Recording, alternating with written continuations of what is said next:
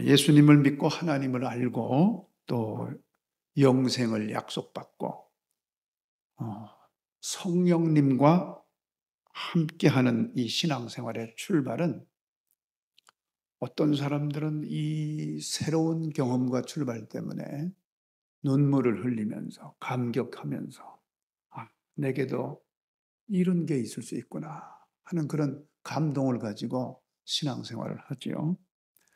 얼마나 축복이고 은혜인지 입으로 고백하면서 하나님께 찬양하잖아요. 그런데 어떤 지역에서는 이 신앙생활하는 그 자체가 죽음이고 고통이고 현실적으로는 지옥과도 같은 그런 삶이 시작되는 것입니다. 특별히 이슬람 지역의 기독교인들은 엄청난 핍박을 받고 있죠.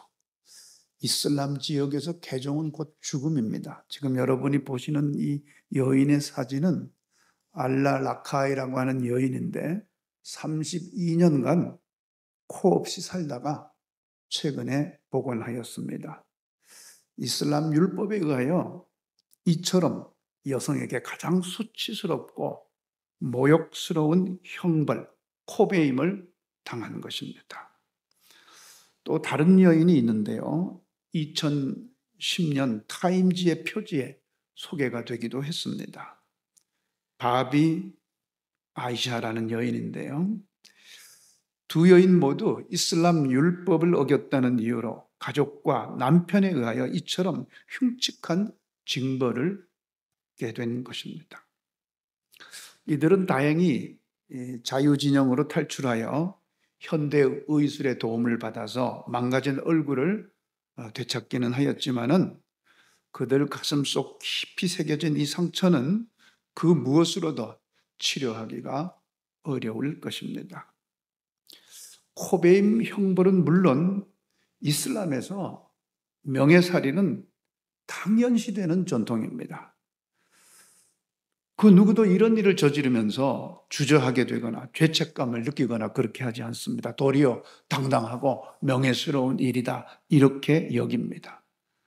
개종이나 부도덕한 일을 했거나 이슬람 율법을 어겼을 때 가족들이 이와 같이 처형하는 것입니다. 21세기 지금 우리 문명 시대에 살고 있잖아요. 그런데 대부분의 근본주의적 이슬람 국가들에서는 하루에 3명꼴로 이러한 명예살인이 자행되고 있습니다. 이런 사회의 전체적인 분위기와 종교적인 전통에서 누군가가 개종을 한다고 하는 것, 새로운 걸 받아들인다고 하는 것은 상상할 수가 없는 일입니다. 그런데 또 다른 한편 사회주의 국가에서도 정도의 차이는 있지만 크게 다르지 않습니다. 여러분 잘 아시는 대로 전 세계 박해 1등 국가가 북한이에요. 수십 년 동안 부동의 1등이에요. 성경을 가졌다는 이유만으로도 처형을 받는 나라가 북한입니다. 사회주의 국가에서 이렇게 기독교 신앙을 유지하는 게 정말 힘들죠. 기독교 신앙을 시작하려면 정말 많은 것을 포기해야 됩니다. 단지 기독교이라는 이름으로 차별받고 불이익을 받고 체포당하고 구금당하고 형벌당하고 나아가서 사형에 처하는 나라들이 대부분 다 이슬람 국가들 아니면 사회주의 국가들입니다. 독재 국가들이죠. 이유 없이 기독교인이라는 이유 때문에 폭행당하고 불이익을 받습니다. 무슬림 가족에게 산채로 화형당할 뻔한 우간다 기독교인. 잘못하면 그냥 산채로 태워버리는 거예요. 기독교인이라는 이유. 어떤 교회에서는 아예 교회에서 자폭 폭탄을 입고 들어와서 교회를 폭파시켜버리는 거예요. 예배당을 그냥 통째로 폭파시키고 불살라버리는 거죠. 그러나 우리가 지금 살아가고 있는 이 자유민주 진영에서는 어떻습니까? 기독교 신앙을 갖고 있다고 해서 핍박받지는 않죠. 불이익을 받는 것은 아니죠. 어떤 면에서는 도리어 기독교 신앙에 대해서 적극적으로 권장을 하죠. 종교적 표현이 자유로워서 때로는 과잉 공급처럼 여겨질 때가 있습니다. 신도시 상가가 생기면은 어김없이 여러 개의 개척교회가 한 건물에 들어갑니다. 볼썽사납죠, 사실. 대중은 이런 모습을 보고 이 종교적 행위가 상업적 행위와 뭐가 다른가 이렇게 오해를 할 지경입니다. 또 종교 간의 경쟁적인 어떤 그 전파 행위가 사회에 대한 무례함으로 여겨질 때도 있습니다. 그래 부처님 오신 날 조계사 앞에서 찬송 부르면서 오직 예수라고 외치는 건 도대체 왜 그렇게 합니까? 자유로운 전도 행위가 도리어 복음을 어렵게 만드는 아이러니가 발생하는 거예요. 이때 예수님께서 제자들을 둘씩 짝지어서 마을로 내보내면서 하신 말씀이 기억이 납니다. 보라, 내가 너희를 보냄이 양을 이리 가운데로 보냄과 같도다. 그러므로 너희는 뱀같이 지혜롭고 비둘기같이 순결하라. 정말 지혜가 필요한 거죠. 아무리 좋은 것도 상대가 설득되지 않는 상태에서 그냥 던져주는 것은 무례함이 되는 것입니다. 세상을 극복하고 세상을 감동시키는 지혜가 필요한 때입니다. 우리나라의 주요 종교에 대한 국민 호감도를 살펴봤습니다. 지난 3년간의 각 종교에 대한 호감도를 보면은 불교나 가톨릭에 비해서 기독교가 상당히 호감도가 떨어집니다. 물론 해가 갈수록 점점 나아지고 있는 측면이 기대할 만하지만 거의 모든 사회봉사의 50% 이상을 기독교가 담당하면서도 이렇게 호감도가 떨어지는 이유가 무엇입니까? 물론 이단 종파의 난립 때문에 그냥 도매금으로 이미지가 나빠지는 측면도 있습니다. 그렇지만 무례하고 일방적이고 과격한 전도활동이 낳은 결과입니다. 적극적으로 전도하려고 하는 행위가 오히려 사람들의 귀와 마음을 닫게 만드는 거예요. 반성해야 되지 않겠습니까? 아니, 좀 더 지혜로워야 되지 않겠습니까? 디모데후서 4장 2절에 보면은 너는 말씀을 전파하라. 때를 얻든지 못 얻든지 항상 힘쓰라. 범사의 오래 참음과 가르침으로 경책하며 경계하며 권하라. 성경은 복음 전하기를 원하고 있습니다. 때를 얻든지 못 얻든지 항상 말씀 전하기를 독려하고 있지만 또 마태복음 10장 22절에 보면은 또 너희가 내 이름으로 말미암아 모든 사람에게 미움을 받을 것이나 이유 없이 예수님을 믿는다는 이유 때문에 예수님의 이름 때문에 많은 사람들에게 미움을 받게 될 것이지만 그렇다고 해서 말씀 전하는 걸 쉬라고 하지는 않습니다. 그러나 끝까지 견디는 자는 구원을 얻으리라. 전하기는 전해야 되겠는데 어떻게 전해야 될 것인가? 세상의 미움을 받더라도 끝까지 하나님의 사랑을 전하고 복음 전할 것을 성경은 권하고 있는데 어떻게 할 것인가? 그런데 한 가지 희망이 보입니다. 난공불락과 같은 이 이슬람권에서 오히려 또 복음이 활발하게 증거되고 있어요. 그렇게 핍박을 받고 있는 이슬람권에서는 복음이 더 증거되고 있고 그렇게 자유로운 자유진영에서는 오히려 교회가 외면을 당하고 있는 이 아이러니를 어떻게 설명할 수 있겠습니까? 개종은 곧 죽음을 의미하는 이슬람권에서 놀라운 일이 벌어지고 있어요. 2024년 작년에 이란에서 기독교 탄압이 더 증가돼서 징역형이 6배나 일어났습니다. 이슬람 통치 45년에 지친 이란인들이 기독교로 개종한다 하는 이런 기사가 나고 있어요.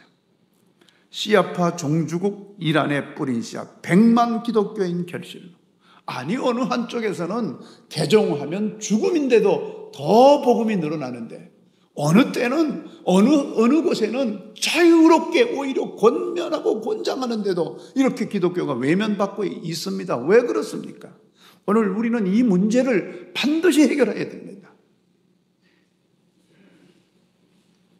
영상을 한번 보겠습니다. 기독교가 이란에서 박해를 받고 있지만 기독교 인구는 전 세계에서 가장 빨리 늘고 있는 것으로 나타났습니다. 선교 연구단체인 오퍼레이션 월드는 2016년 보고서를 통해 전 세계에서 이란의 기독교 인구가 가장 빨리 늘고 있다고 밝혔습니다. 이란 기독교 지도자들이 설립한 엘람 미니스트리즈는 이란에 이슬람이 들어온 이후 13세기 동안보다 지난 20년 동안 기독교인이 된 이란인의 수가 더 많다고 전했습니다. 이란의 기독교인 인구는 1979년에 약 500명에서 현재는 50만 명으로 증가한 것으로 추정되고 있습니다.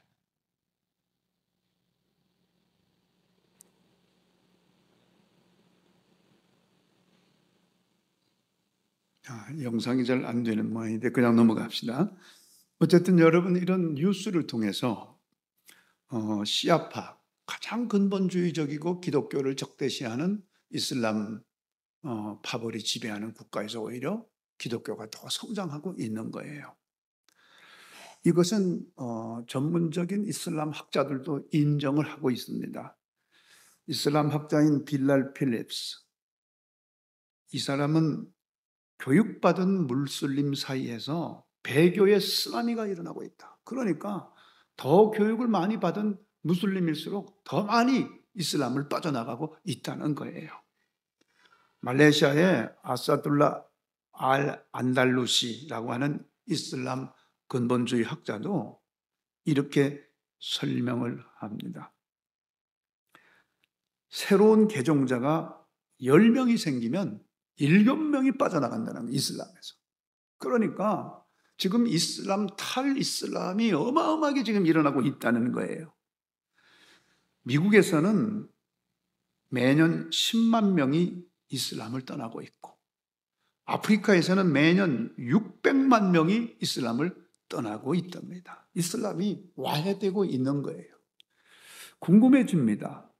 도대체 어떤 일이 있길래 그렇게 이슬람을 떠나면 사형에 처하고 명예살인을 시키는 이런 그 포악한 상황 속에서도 이 사람들이 이슬람을 버리고 떠날 수 있단 말입니까? 그들이 왜 이슬람을 떠나는가? 어떻게 이슬람을 떠날 수 있는가? 이슬람을 떠나는 순간 모진 박해와 죽음이 기다리고 있는데도 어떻게 이슬람을 버릴 수 있는가? 궁금하지 않습니까? 저만 궁금한가요? 한마디로 말하면은 그곳에 수없는 스데반이 있기 때문이에요. 오늘 우리가 읽었던 본문 성경에 보면은요, 복음을 약화시키고 방해하기 위해서 그때도 스데반의 때에도 똑같은 일이 벌어졌어요. 11절에 보면 사람들을 매수하여 말하게 하고, 복음을 약화시키기 위해서 사람들을 매수하고 거짓을 말하게 하고, 서기관들을 충동시켜 와서 잡아가고 선동하고 해가지고 예수 믿는 사람들을 공격하게 만들고 거짓 증인을 세우고,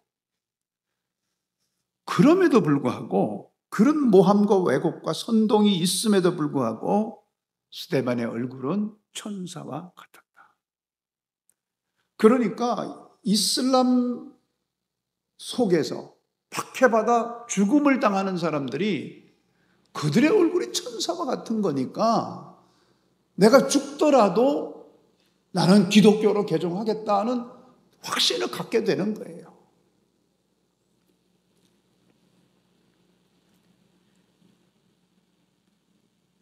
로마의 권력자들과 야합한 당시 기득권 바리새파 사두개파 지도자들의 비리와 율법을 앞세워 백성들의 고혈을 빨고 있는 회칠한 무덤과 같은 이들의 위선적인 행태를 고발하는 스데반에 대하여 그 스데반의 설교에 마음이 찔려서 그를 향하여 이를 갈았다고 되어 있습니다. 자신들의 치부를 여과 없이 이야기하고 선포하고 죄에 대해서 선포하는 이 스데반 집사님의 설교에 대해서 모두가 마음이 찔리면서도 오히려 이 스데반을 돌려쳐서 죽이려고 합니다. 근데 돌에 맞아 죽을 때 이 스데반 집사님의 모습을 보면 이래서 이분의 얼굴이 돌에 맞아 죽으면서도 천사의 얼굴처럼 될 수가 있었구나 하는 걸 알게 돼요. 어떤 내용입니까? 55절에 보면 스데반이 성령 충만하여 하늘을 우러러 주목하여, 그러니까 성령이 충만했던 거예요. 우리 신앙생활 하면서요, 여러 가지 그 교회 생활 하면서 우리가 감당해야 될 일들이 많지만은 사실 어떻게 보면 다 부차적인 거예요. 그렇게 핵심적인 게 아니거든요. 정말 중요한 것은 하나님의 거룩한 성령과 내가 동행하고 있는가 하는 이것이 훨씬 중요한 문제입니다. 성령과 동행하시기를, 성령이 충만한 신앙생활 하시기를 주님의 이름으로 축복합니다. 그래서 그 성령이 충만해서 하늘을 우러러 보니까요, 하나님의 영광과 예수님께서 하나님의 우편에 선 걸 보게 된 거예요. 그러니까 보통 사람들이 보지 못하는 하늘의 예수님을 보고 돌에 맞아 죽으면서도 그 하늘의 우편에, 하나님의 우편에 선 예수님의 모습을 볼 수 있었기 때문에 돌에 맞아 죽는 게 그렇게 겁나는 일이 아니고 두려운 일이 아니고 오히려 천사의 얼굴처럼 환한 얼굴이 될 수가 있었던 거죠. 결국 돌에 맞아 죽을 때에 이 스데반 집사님의 기도는 이거였습니다. 주 예수여, 내 영혼을 받으시옵소서. 내 영혼을 주님이 받으십시오. 그리고 이렇게 기도합니다. 60절에 보면 무릎을 꿇고 크게 불러 이르되 주여, 이 죄를 그들에게 돌리지 마옵소서. 이것이, 이 고백이 우리 가운데 있다면은 절대 우리 기독교가 외면받지 않습니다. 교회는 열심히 나가죠. 뭔가 열심히들 하고, 그렇게 하면서도 본인이 억울함을 당하고 본인이 왜곡 선동당해가지고 너무 억울함을 당하는 것을 참지 못하고 분노하고 분개하고 여느 믿지 않는 사람들이나 조금도 다를 바 없이 행동하고 반응하고 하는 그런 모습을 보고 어떻게 우리를 통해서 하나님을 볼 수 있겠으며 어떻게 우리를 통해서 주님을 볼 수가 있겠습니까? 우린 여전히 성령께서 주장하고 있지 않다면 결코 사람들을 주님께로 이끌기가 어렵습니다. 이슬람 국가에서, 무슬림 국가에서 예수 믿으면 죽임을 당하는데도 그들이 주님께로 돌아오는 이유는 예수 믿다가 죽임당하는 사람들의 천사의 모습을 보고 있었기 때문에 그 용기가 가능한 것 아니겠습니까? 이슬람 핍박자들에 의하여 죽어가면서 억울하고 고통스럽게 죽어가면서도 천사의 얼굴을 하고 주여, 이 죄를 그들에게 돌리지 마옵소서 하는 이 수없는 스데반을 목도한 이슬람 사람들이 목숨을 걸고 주님께로 돌아오게 되는 것입니다. 마태복음 5장 16절에 보면 이같이 너희 빛이 사람 앞에 비치게 하여 그들로 너희 착한 행실을 보고 하늘에 계신 너희 아버지께 영광을 돌리게 하라. 맞습니다. 우리가 사람 앞에 빛이 되어서 우리들의 모습을 보고 사람들이 하나님께로 돌아올 수 있도록 그것을 하나님이 원하시는 것입니다.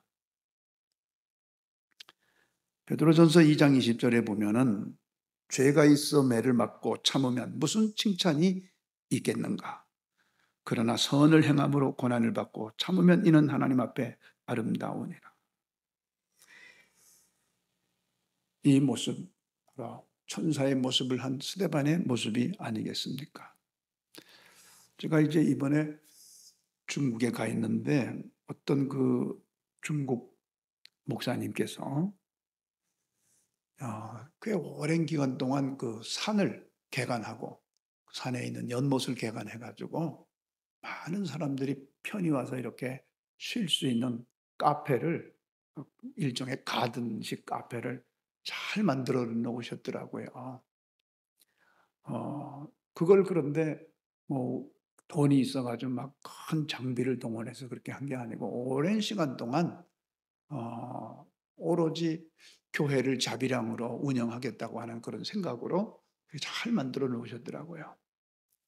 근데 이제 거기에 찾아갔더니 어떤 자매가 이름이 이제 최애화라는 그런 이름을 가진 자매님인데, 조선족이라고 그렇게 밝히면서 이게 조선족식 말로 이제 이렇게 교제를 했습니다. 그런데 아마 그 목사님 교회에서 어린아이들에게 이렇게 주일학교를 운영하고 하는 것이 아마 중국에서는 이제 불법인가 봐요. 그래서 이제 본인도 주일학교 교사를 했기 때문에 공안에 연행이 돼 가지고 이제 조사를 받는 과정에서 어 이 자매님이 "우리 목사님은 죄가 없습니다. 저는 자발적으로 내가 하나님 사랑하는 마음으로 어린아이들을 제가 가르친 겁니다." 하고 그 목사님이 구금당하거나 피해를 받지 않도록 하기 위해서 본인이 정말 그 고백적으로 눈물을 글썽이면서 이렇게 얘기를 하더라고요. 대부분의 사람들은 자기가 살려고 누군가를 핑계하기가 십상이잖아요. 그런 상황이 되면은 "나는 몰라요. 나는 그냥 시켜서 한 것밖에 없어요." 뭐 이런 식으로 도망가려고 하지만 이 자매는 "나는 나의 신앙 고백으로 한 것이다." 이렇게 하면서 그 공안의 조사에 당당히 임했다 하는 그런 간증을 하더라고요. 사랑하는 성도 여러분, 우리가 스스로 십자가를 지지 않고서는 그 누구도 감동을 줄 수가 없습니다. 화려하고 큰 성전이 그것 때문에 복음이 전해진다고 생각하십니까? 그것 때문에 교회에 들어온 사람들이 진정한 의미의 신자가 될 수가 있겠습니까? 엄청난 프로그램 때문에 교회가 성장한다고 생각할 수는 없습니다. 영혼이 구원받는다고 생각할 수는 없습니다. 재정 능력 때문에 교회가 성장한다고 생각할 수도 없습니다. 그런 것들이 영혼을 구원하는 본질적인 것은 아닐 것입니다. 오히려 넘치는 풍성함 때문에 얼마나 우리가 더 게을러집니까? 그 풍성함 때문에 우리가 얼마나 더 욕심이 생깁니까? 그 풍성함 때문에 우리가 얼마나 분쟁이 되고 오만함이 생깁니까? 오히려 누군가의 영혼을 시험 들게 하고 복음의 거침돌이 오히려 되고 있을지도 모를 일인 것입니다. 시험과 박해와 외면의 시대에도 복음은 천사의 얼굴을 한 이 스데반을 통하여 흐르고 또 흐르고 또 흘러가고 있는 것입니다. 지금 하나님은 스데반과 같은 그런 천사의 얼굴을 지금도 찾고 계십니다. 여러분, 이 시대에 진정한 스데반과 같은 천사가 되셔서 하나님이 찾는 천사가 되셔서 더 많은 사람들에게 복음을 흘려 보낼 수 있기를 주님의 이름으로 축복합니다.